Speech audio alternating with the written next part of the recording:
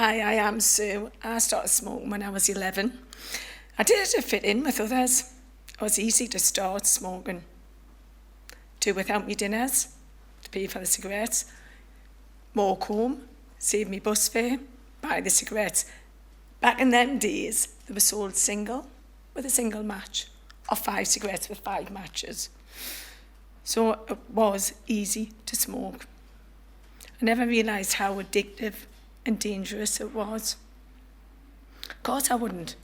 I was brought up with product placement. I was brought up with adverts that said smooth, mild and mellow and easy on the throat. Smoke for pleasure today, one of the adverts. What they didn't say is that it's addictive and it kills. I loved Olivia Newton-John, and this just shows what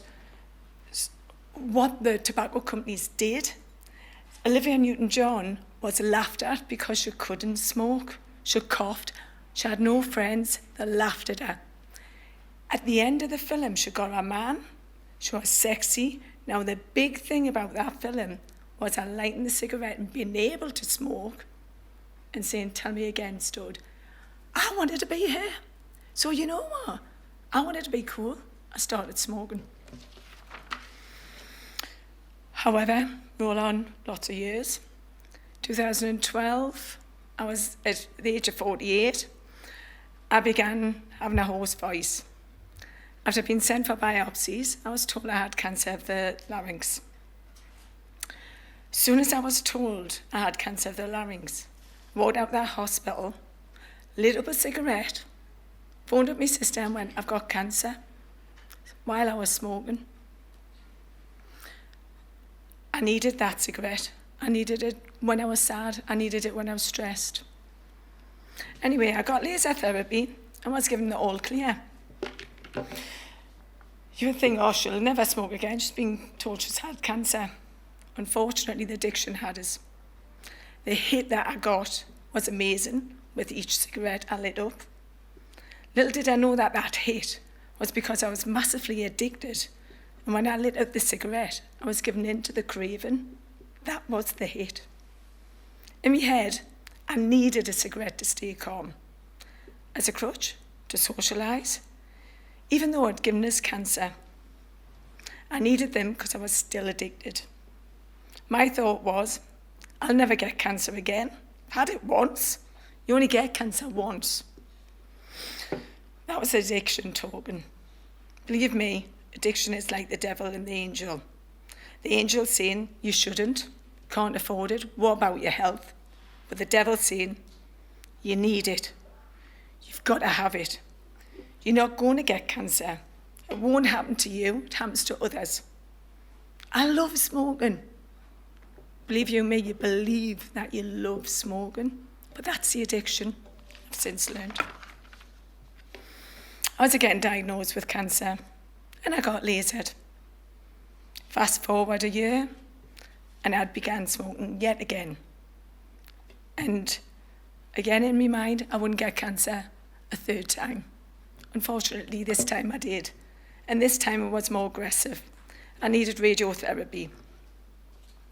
I eventually did quit, because let's face it, after radiotherapy, couldn't eat, couldn't swallow, couldn't talk. Had to go to a speech therapist to learn to use my voice again.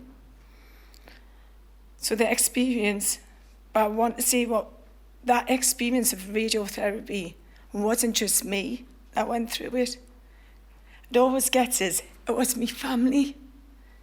So it's not just the smoker you might be saving, it's the family. I am cancer-free. I get regular checkups. However, I constantly live with the thought of possibly cancer coming back, all because of smoking. No wonder I began smoking. There was no negative advertisements when I was young. Most of the adults smoked when I was young. My mum and my dad. I lost my dad, he was on the photo, to COPD. There was no tobacco dependency services back then. And to be honest, no one actually advised us to quit smoking.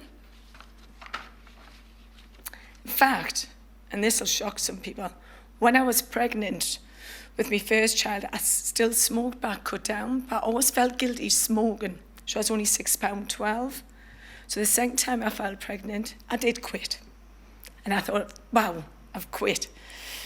Unfortunately, I lost the baby at 4.5 months. And you know, the midwife touched me knee and she went, I did everything right this time. I didn't smoke. And I've lost the baby. She put her hand on my knee and she went, maybe you put your body through so much stress quitting smoking. There was a different era then. She smoked herself. So what she did there is she gave us the green light.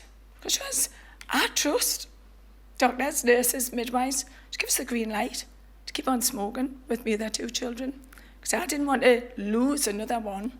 I didn't want to put my body through that stress. And I also have to say that when I went to see the specialist for my throat, each time I had the cancer, I got the camera up my nose, down my throat, every 6 weeks, not once did he say, are you still quit? Not once. But I must say, mind you, I was sly. I used to have my first cigarette on the morning, brush my teeth, eat loads of chewing gum and eat garlic, eat everything to take away the smell of smoke, and then get me check up. And then as soon as I was given the all clear, yeah, everything's fine, I started smoking. As soon as I left the hospital, I'd have another cigarette. So maybe if the throat specialist had actually said to us, are you still quit? I honestly, truthfully believe I would have quit because I would have felt so embarrassed. Keep saying, no, I'm still smoking. But he never asked us, and it's something that I do say now, and I've spoke to him, that he should keep asking people, are you quit? Since quitting, I'm doing my best. Since quitting, I'm doing my best to help other people quit. Been involved in the Smoking Survivors TV advert, spoken to a number of times in Parliament. I do a class at Sunderland University on the inequalities of smoking. And I also do a class on how to make every contact count and how to have that conversation with patients that say they don't want to quit. I really don't want any family to go through what my family went through. If smoking is not mentioned by a doctor, a nurse, healthcare provider, then as a smoker, you know, the addiction, you think, oh, it's not that important to quit. However, if every time healthcare professional sees you and encourages you to quit, it definitely will start chipping away at that devil. If that midwife had not given me the green light, would I have quit smoking for good? May have. The public trust you. The public need you to give them confidence to quit. And to start chipping away, you've got to make every contact count. I wish the risks had been explained to me earlier in life, because I had MS from being 18. If every time I went into hospital, I was given advice to quit, I may never have gotten this cancer. My family might never have gone through what they've had to go through.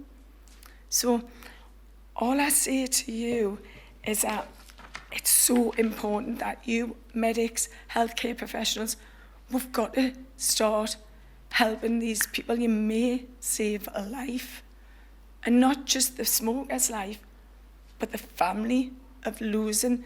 We all know Ailsa lost her dad, I've lost. It's horrible losing a family member to a preventable cancer. You can make a difference by just asking, advising and acting. And please don't feel I'm saying the wrong thing by trying to get them to quit smoking. You're trying to save them from death. So thank you very much, and that's my little story. Thank you.